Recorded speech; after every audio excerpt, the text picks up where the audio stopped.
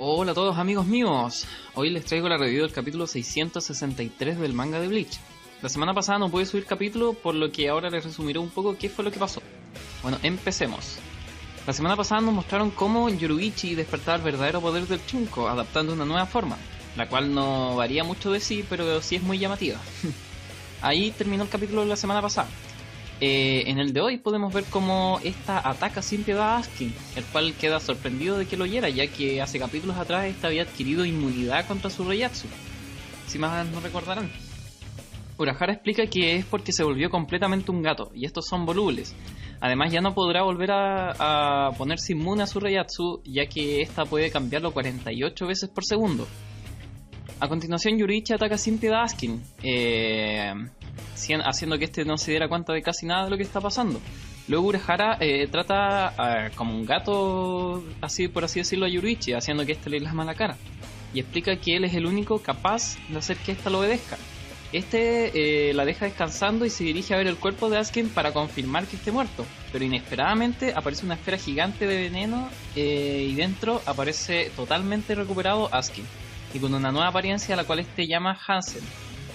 Un nombre bastante mórbido, ¿no creen? Y ahí termina el capítulo.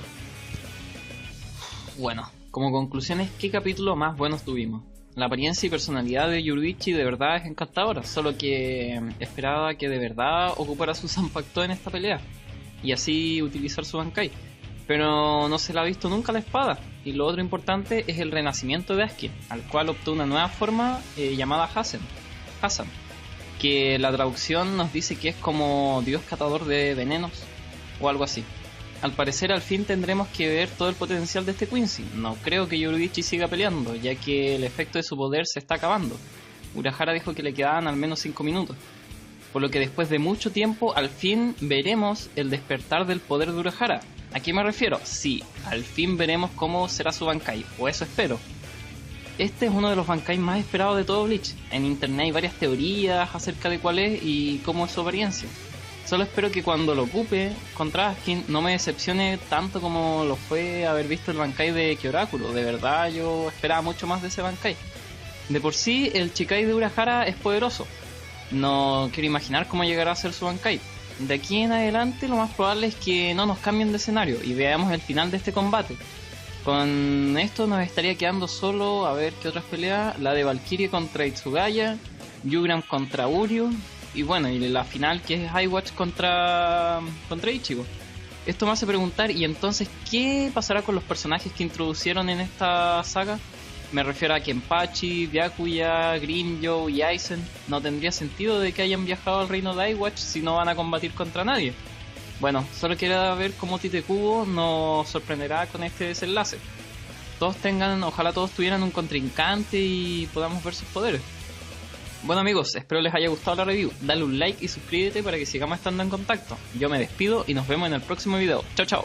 Unidad contra su Reiatsu, si más no recordarán. Urahara explica que es porque se volvió completamente un gato y estos son volubles.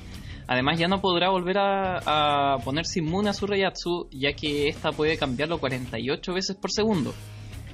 A continuación Yoruichi ataca sin piedad a Askin, haciendo que este no se diera cuenta de casi nada de lo que está pasando.